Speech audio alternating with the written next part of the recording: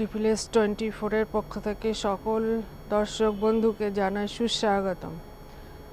আজকে আমি বেলি গাছের বিষয় নিয়ে আলোচনা করব। বেলি গাছ কিভাবে ঝাঁকড়া করা যায় আর বেশি ফুল পাওয়া যায়, মানে বুশি করা যায় আর বেশি ফুল পাওয়া যায়, এটার উপরেই বিষয়টা। তো আমি প্রথমে একটু ট্রিমিং করে দেব, প্রুনিং না ট্রিমিং করে দেব।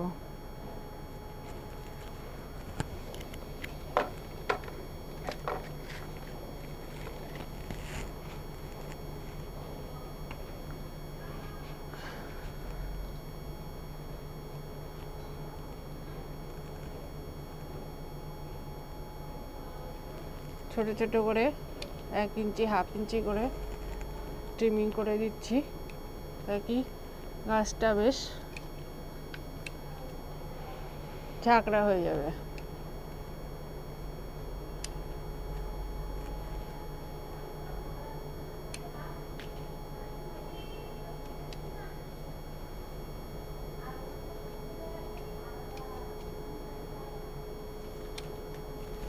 আর এই যে পাশ দিয়ে যে শাখাটা বেরিয়েছে নতুন, এই শাখাটা আমি ভেঙে দেবো। ভেঙে দেওয়ার পরে এই যে একটা নতুন শাখা বেরিয়েছে লম্বা মতো, এটা আমি ভেঙে দেবো। ভেঙে দেওয়ার পরে গাছটা বেশ বুশি হয়ে যাবে। এখান থেকে আমি কেটে দিচ্ছি।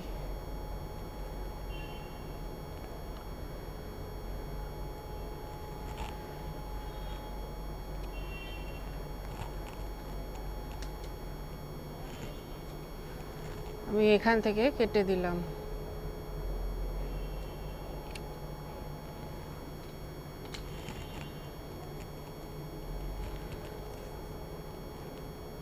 এরপরে আমি নিচে একটু খুঁড়ে দিচ্ছি।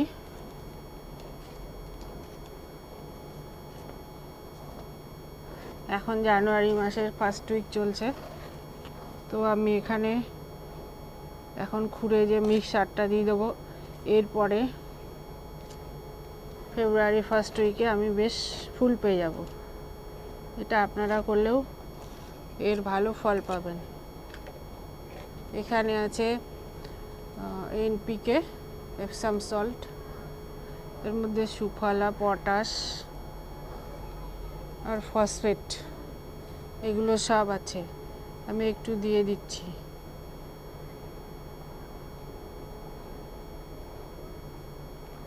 প্রায় 6 থেকে 7 গ্রাম মতো দিয়ে দিলাম। এইবারে আমি জলটা দিয়ে দেব।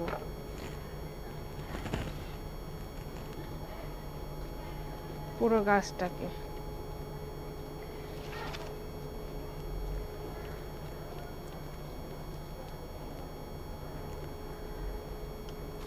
আর এর মধ্যে 10 দিন পরে পরে PGR মিরাকুলানটা স্প্রে করতে হবে। এইটুকু করলেই হবে বাস। এরপরে বেলি গাছে ফুলে ভরে যাবে একদম ফেব্রুয়ারির ফার্স্ট উইকে। আর কীটনাশক হিসাবে আমার কাছে একটা একতারা আছে, তারা নামে একটা ওষুধ আছে, ওইটা আমি ব্যবহার করি। তো ওটাতে খুব ভালো কাজ করে। যেমন মিলিবাগ, সাদা সাদা একটা পোকা হয় গাছে, ওটাকে তাড়িয়ে দেয়। এইখানটা হয়েছে, এখানে দিলে এটা ঠিক হয়ে যাবে। ওটা 10 লিটার জলে 10 গ্রাম, মানে 1 লিটার জলে 1 গ্রাম গুলিয়ে স্প্রে করতে হবে। এইটুকু করলেই হয়ে যাবে। তাহলে বন্ধুরা এখানে শেষ করছি। ভালো লাগলে সাবস্ক্রাইব করবেন। ধন্যবাদ।